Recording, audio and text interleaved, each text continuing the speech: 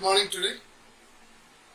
We are going to start the next lesson, the next topic under the data, statistic and probability, and that next topic is box and whisker plot. Box and whisker plot. Along with box and whisker plot, we also will involve histogram.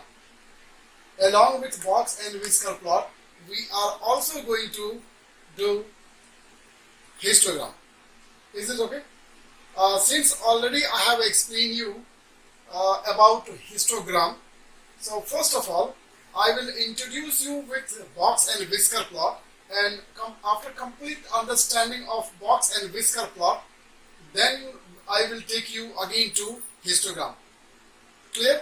So first of all, we are trying to understand box and whisker plot. Is it okay? And with the box and whisker plot, we will also deal with histogram. Is it okay? So first of all, I will give you the theoretical explanation of how to create box and whisker plot. What is the requirement for box and whisker plot? Is this very clear? So with this, we will try to understand all the steps that is required for box and whisker plot. Alright.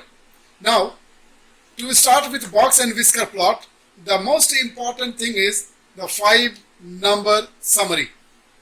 Right? For creating box and whisker plot, we need to have 5-number summary. Now, what is this 5-number summary? Is it okay? Now, first of all, we are trying to understand this 5-number summary for the ungrouped set of data, and after completing ungrouped set of data, I will also teach you for the grouped data. Is this okay? So today's video, we are going to understand the 5-number summary for ungrouped data. Is this very clear? So you have the question here in front of you. This is question number 1. This is question number 1, and it is on page number 184. It is on page number 184. Is it okay? Now the question that you see in your textbook on page number 184, right? It's about oil refinery, right, which conducted 40 daily measurement of the carbon monoxide levels, right? The company has measured the level of carbon monoxide level emitted by one of its stocks, measured in part per million. So the information we have in the question is about the amount of carbon monoxide emitted. Is this very clear? Now, this question comes under ungrouped data. This question comes under ungrouped data. The data where you are able to see the data physically. If you are able to see the data physically, we call this as ungrouped data. Is this okay? So this is the advantage of ungrouped data, that you are able to see each and every data. Clear? So in the question, if you will see, actually it is supposed to be written randomly, no, not in any sequence, not in any order. But the first question, we are very fortunate that all our data is already arranged in the ascending order.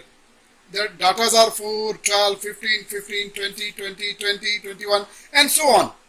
Right? So the data are already arranged in sequence. Is this okay?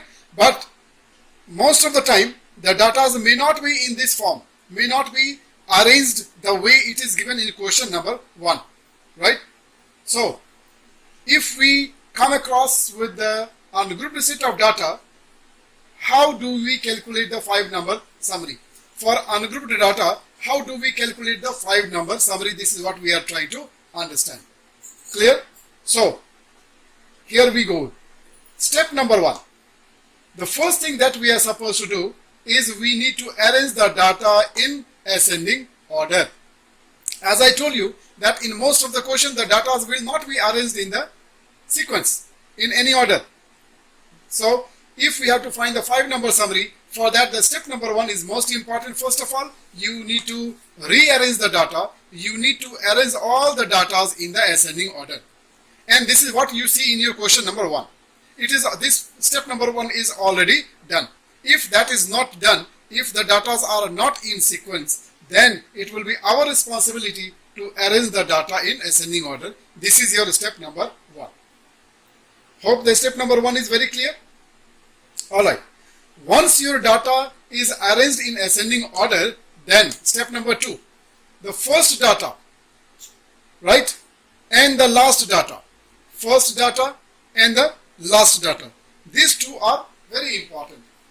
These two are very important.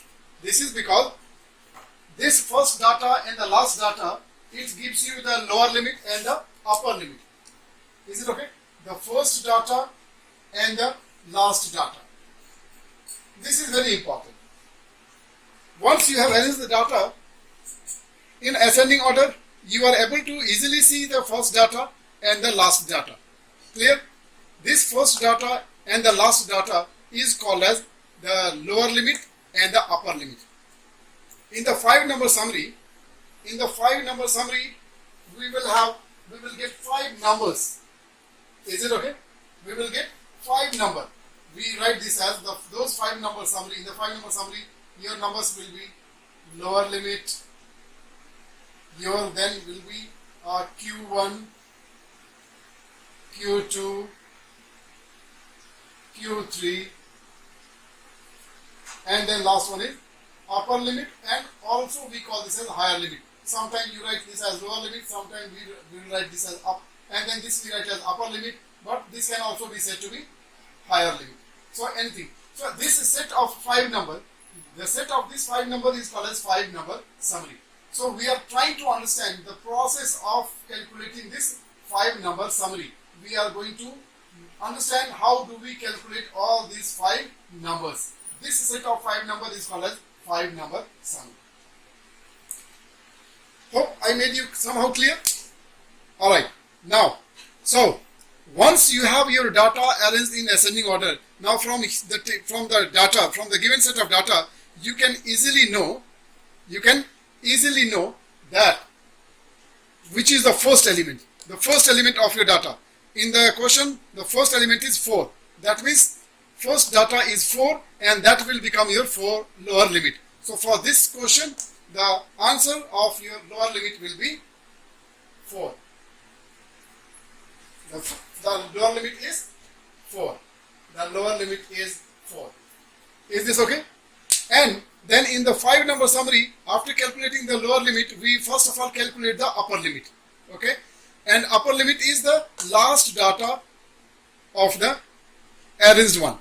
In the arranged set of data, the last data is called as the upper limit. So you can look into your textbook, because the question number 1, or you can look at here, you will see that the last data is 141. So that will become your upper limit.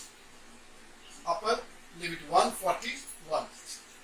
Now I will tell you is once you have arranged your data in the ascending order, then finding the lower limit and the upper limit is very easy, because you get it from just by copying the first data and the last data, you are getting lower limit and upper limit, right?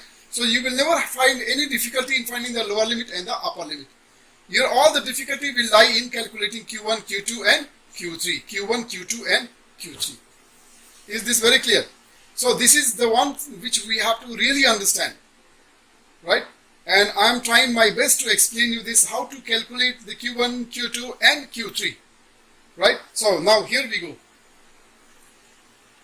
Now step number 3 is to calculate Q1, Q2 and Q3. Okay, from here we will understand. Now what do we do is this whole set of data is divided into 4 equal parts. This given set of data is divided into 4 equal parts by 3 median, and those 3 medians are Q1, Q2 and Q3.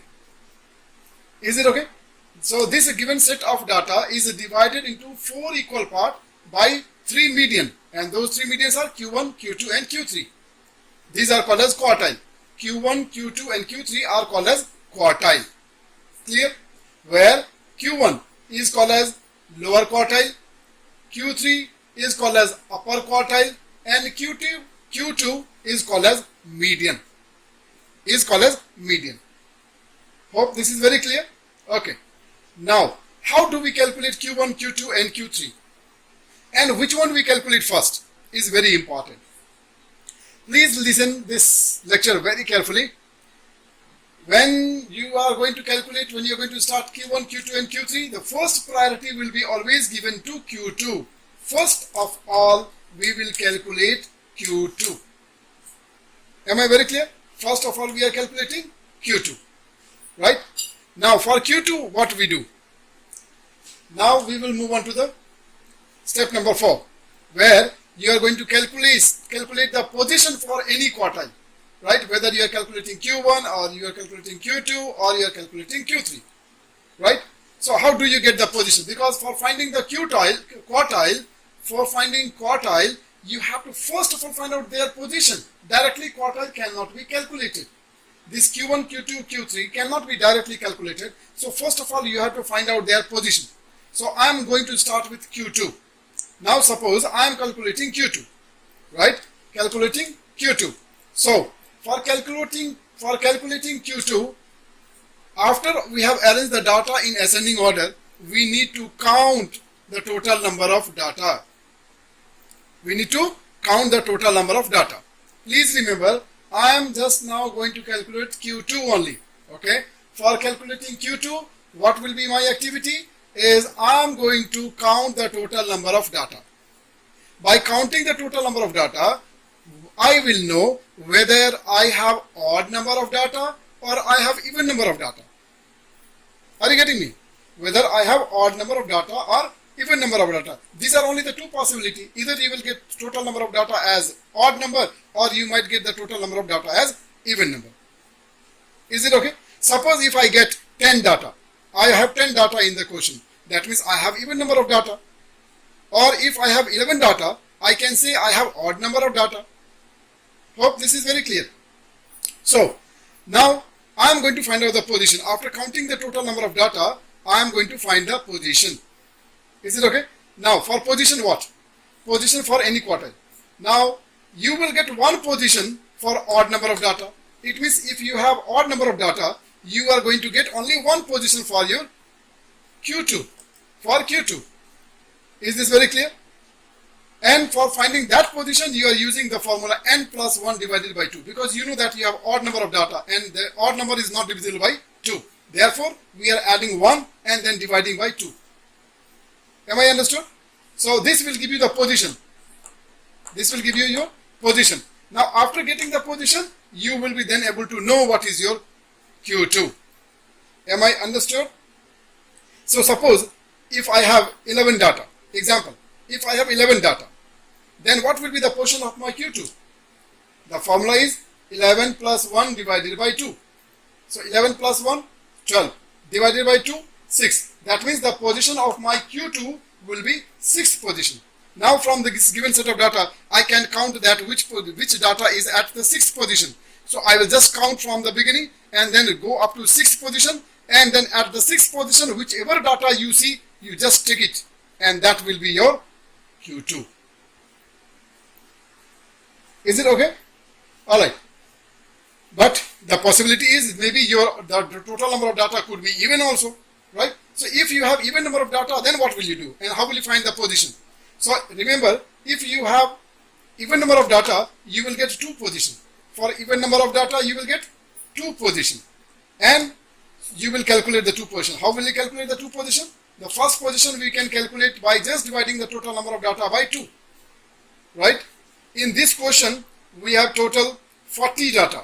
In this question, we have total 40 data. And that 40 is an even number. Please remember, you are only focusing on Q2. Okay? For calculating Q2, I need to know the total number of data. And the total number of data in this question is 40. And 40 is an even number. Therefore, I will get 2 positions. First position, 40 divided by 2. That means 20. So, you can see that which data is at the 20th position. So, the data at the 20th position here in this question is 45. 45. So, just take it and then wait. Now, go for the second position. If this data, because you have total number of data is 40 and the first position you have calculated is 20. That means the next position will be the next number. So, this is 20. That means the next position will become the 21st. Clear? Now in this question, in this given set of data, you can see that which data is at your 21st position. So by counting, you will know that the data 52 is at 21st position. Is it okay? Now for your given question, you calculated the portion first position and then you calculated the second position. The first position you got was 20th position, second position you have calculated is 21st position. Am I understood? So take both the data. The data at 20th position is 45 and the data as 50 is at 21st position is 52. Is this very clear? Now what you can do is you can just find the average of those two data. Is it okay? So 45 plus 52, 45 plus 52, and then you have to find the average, so divided by 2. So 527 and 5491, 549 divided by 2. Am I clear? This is the sum of the two data and divided by 2. Finally, what is your answer? 2 4s are 8, 2 8 is 16.5. So this will become your value of Q2. This will become your value of Q2. This will become your median. Hope somehow I could make you clear. I repeat once again. In this question, because we are, first of all, please remember we are calculating Q2 only. Okay. For Q2, the total number of data in this question is 40, right? Therefore, it is an even number, and therefore we will calculate the two position. The first position will be half of the total number of data, that is 20th position, first position, and then 21st will become the second position, and the data at the 20th position is 45, data at 21st position is 52. So add the two, take the two data, add them and divide by 2, and that's how what you get is called as the Q2 median. Is it okay? So what we did for calculating Q2, we have first of all calculated the two position because they are even in number. So we calculated two position, and then after finding the two position, we picked the data from those two position and we have calculated the average of those two, and that's how we got the Q2. So the answer of your this question is 48.5. So you got your Q2. Am I very clear? Okay. Now after this we are going to calculate Q1. After calculating Q2, then you can go next for Q1. Alright. Now Q1. This your given set of data. After you have calculated Q2, right? Right? The first position of your Q2 is very important. The first position of your Q2 is very important, and the first position of your Q2 was 20th, and the 20th data is 45. So you can just underline that 45. You can underline that 45. Is it okay? What will be the advantage? By underlining the data 45, you are actually dividing the data into two equal half. Is this okay? So from starting till 45 will be your one set of data, and from 52 till the end will be another set of data. Clear? Now you are very clear that you have to use the first half of the data for finding Q1, and you will use the second half of the data for calculating Q3. Is it okay? Now when you are going to calculate Q1 and Q3, the process will not change. Once again I am going to explain you. Okay, the process will be same. Now I am going to calculate Q1. As I told you that first of all, for calculating Q1, we have to divide the total data into two equal half, which you have already done. So starting from 4 till 45 is your one set of data. Is it okay? Now they are 20 in number. From 4 to 45, total how many data are there? 20 data, right? And 20 is once again even number, isn't it? Therefore, you will again for Q1 also you are going to get two positions, right? So let us calculate the two position. Since you have total 20 data for in the first half, so the first position will be 20 divided by 2, that means 10th. So the first position for your Q1 will be 10th, another position will become the next number, 11th. Am I very clear? So now go to your table and then see which data is at the 10th position and at 11th position. So the data at the 10th position is 30 and the data at the 11th position also is 30. Clear? So take both the data, add the two data and divide it by 2. Because both the numbers are same, so their average also will be same. That means the average of those two data is the answer of your Q1. Is it okay? And therefore the Q1 will become 30. Will become your 30. Is it well understood? Now the last work, Q3. For calculating Q3, now we will use the second half of data. You have already divided the data into 2 equal half, right? Now the second half is starting from 52 and it goes till the end, 141. And in the second half also, how many data you have? Again 20. And this 20 once again is an even number. So again you are going to get 2 positions. So let us calculate. The position for the Q1, for Q3 also will be the same, 10th and 11th position. Now from this, you have to start counting this position. For Q3, please be very mindful. The position for Q3 will be calculated from the beginning of the second half. From the beginning of the second half. And the beginning of the second half is 52. The data, the first data in the second half is 52. So you have to start counting from 52. This is very important to remember from where to count the position for Q3. Is it well understood? Okay. Now from 52 when you count, the 10th data is 75. 10th data is 75. And the next position is 11th position. And in the second half, the 11th position data is 85. So now you got the two data. Now add the two data and then divide it by 2. So 75 plus 85 divided by 2, the average will come 80. Average will come 80. And this is your final 5-number summary. This is how we have completed calculating 5-number summary. Right? This is very, very important and very, very important from the examination point of view, because definitely this question will be coming to you in the board exam. Right? And I do not want any of my students to fail doing this question. This question should be your one of the favorite question. Is it alright? So I try to demonstrate you how to calculate the 5-number summary for a given set of data, that data which is ungrouped data, for the ungrouped set of data. Is this very clear? Now, for this question, we have to also find out, first of all, we were asked to find out the 5-number summary. So that 5-number summary is calculated. After this 5-number summary is calculated, now we have to create the box plot, and also we are asked to calculate the frequency table, right? And after the frequency table, we are also asked to create the histogram. So now there are 3 more things we are going to do for this question. Is it okay? Is it okay? What are those things? The total, there were 4 things to be calculated. One is the 5-number summary, which we have calculated. After this, we are going to calculate the box plot. Then we are going to create the frequency distribution table. And also lastly, histogram. Histogram. So these 3 things we are going to complete for this question. Is it okay? Is it okay?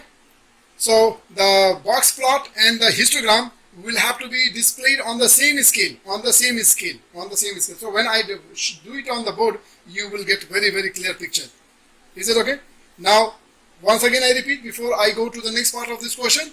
Box plot, frequency distribution table and histogram. These 3 things we are going to do now. Clear? Now, first of all, we need to have the frequency table. Only after, because now we have got enough information for the box plot. Now for the box plot, we just have to draw the diagram. We don't have to do any calculation. All the calculation is over. Now we have to have the frequency distribution table. And for the frequency distribution table, the class interval is already given. So we just have to follow that same. So first of all, now after this, we are now going to complete the frequency distribution table. And then with the help of frequency distribution table, we will draw the histogram, and on the same scale, we will also draw box and whisker plot. In brief, it is also called as box plot. Box plot. Okay. So now we are moving on to the next part of this question. All right. Now this remaining part of question number 1. This is question number 1. We are going to first of all calculate the frequency table. Right. So from the data you can see this class interval is already given in the question paper, in the textbook. So we are following that same pattern. Okay. Now we have to see that how many data lies between 0 to 15. Right? We can write that number of data. So 0 to 15 we have is 1, 2, 3, 4. 4 data. We have 4. 15 is included here, but it is not included here. Okay. So this is called as exclusive class interval. This is called as exclusive class interval. Next one is 15 to 30. 15 to 30, how many data we have? Is we have 1, 2, 3, 4, 5, 6, 7. 7 data we have between 15 to 30. Clear? Now 30 to 45. We have 1, 2, 3, 4, 5, 6, 7, 8, 9. We have total 9 data between 30 to 45. Is it okay? Now 45 to 60. 45 to 60. That means 45 is already counted here. So 45 you cannot count here again. So from after 45. So up to 60. 1, 2, 3, 4, 5, 6. There are 6 data within this range, within this class interval. Now 60 to 75. So 60 to 75 we have 4 data. We have 4 data. Now 75 to 90. 75 is already counted here. Okay. Now beyond 75 till 90. 1, 2, 3. 3 data is here in this class interval. Now 90 to 105. 90 to 105. 1, 2, 3. There are 3 data. This is very simple task. No? From the given data you can just count and then see how many are there within that given class interval. Now 152 to 120. 152 to 120. We have only one, that is 110 data.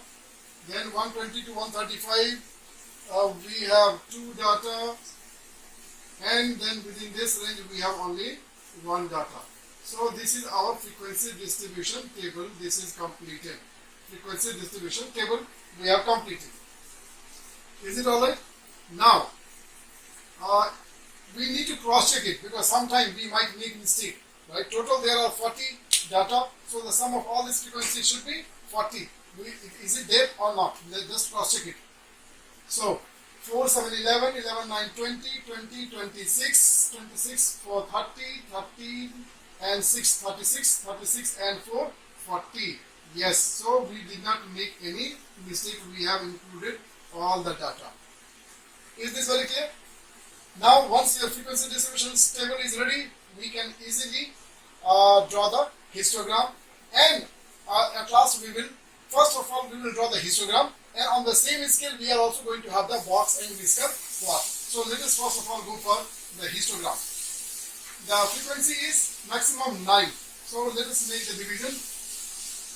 1, 2, we will have 9 division. We are going to take 1:1. 1 scale as equal to 1 because the frequency is not very high. 1, 2, 3, 4, 5, 6, 7, 8, 9.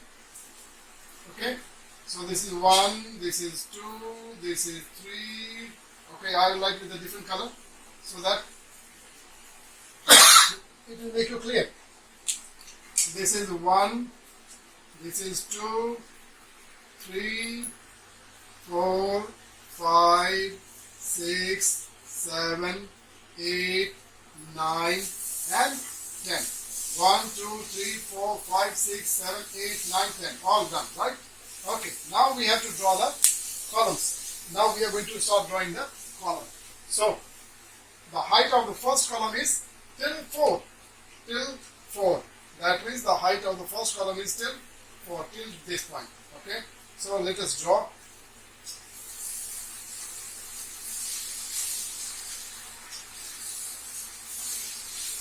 Till 4.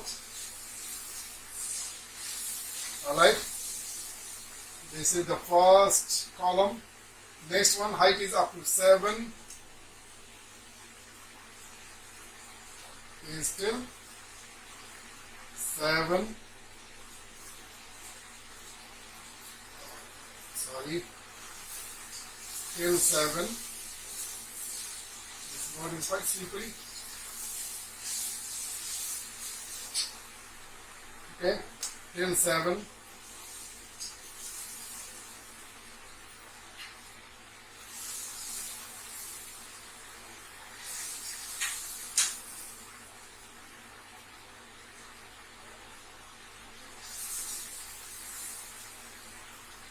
Till 7. Then the height of the next column will be till 9.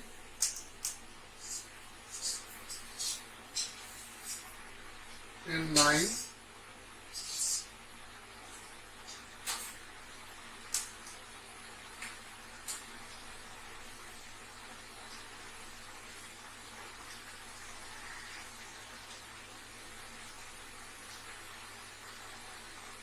Then the next is till 6.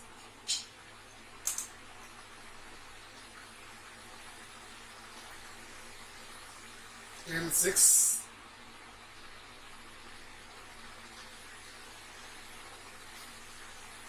Okay. Next is till 4.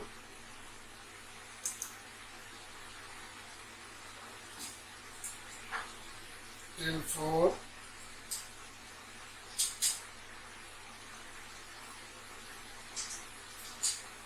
Next one is till 3. So there are 2 till 3. Till 3.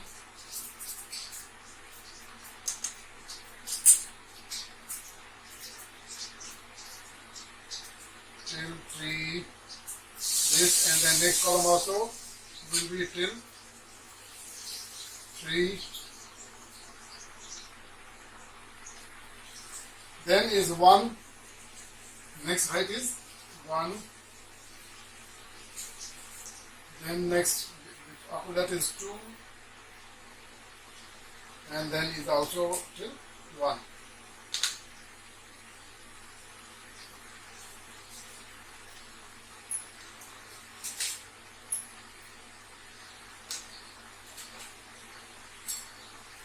Okay. So this is your histogram,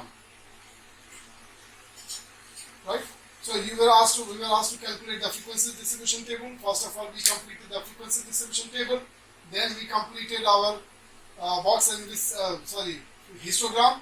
Now lastly we already had the 5-number summary which we calculated before. Now this 5-number summary is going to be used for plotting box plot, which is also called as box and whisker plot. So now we are going to first of all mark all the 5 points on the same scale. Many of the times we have noticed that the students, they draw double scale. One is for histogram and then separately they draw it for box plot. Not allowed. If you are asked to draw it on the same scale, you have to do it on the same scale. Otherwise, marks for one part will be lost. You will not get. Okay. So the first point is 4. 4. You know, like what is the division here? So 4 is very less than half is 7.5 and then again less than that. So it will be very close to this. This is suppose your 4. This is, you can estimate, this is your 4. Then next one is 30. So you can mark one point at 30. Is this okay?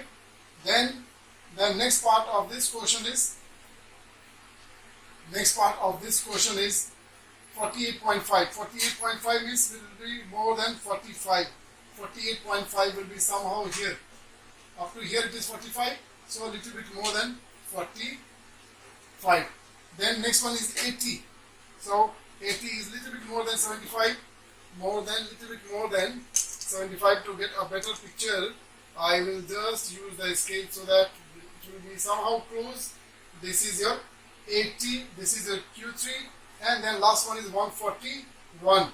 141, which will be 6 more than this. That means little less than half. Little, very little less than half. So almost equal to half. So this is this. So now we are going to, these 5 points we have made for completing our box plot. Is this very clear? Now after this is done, what we need to do is take the 3 center point and make it in the form of a box. We will make this in the form of a box. Is it okay? This center 3 line will be used for making the box. This is your box. Okay? And now the middle of this side will be connected to the last point, which is called as the whisker. This is called as whisker. Am I clear?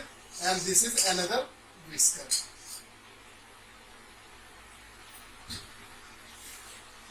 Is this okay?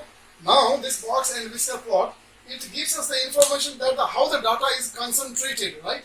Now you can see here this whisker is longer than this whisker. That means this data is concentrated more to the left, right? And this vertical line is Q1, this is Q2, and this is Q3, right? So we can see here almost this Q2 median is in the center of the data. Is this very clear? So this is the complete part of your question number 1. So with this question, it took a long time, but this gave us lots of information. From this question, we have learned how to construct how to calculate 5-number summary, right? Also, then it taught us how to draw the histogram, frequency distribution table, then histogram, and also finally the box and whisker plot. Is it okay? And after having full understanding of this question, now next question when we go, you will not find yourself surprised. You will be now very much comfortable with the remaining question of this exercise. So thank you so much.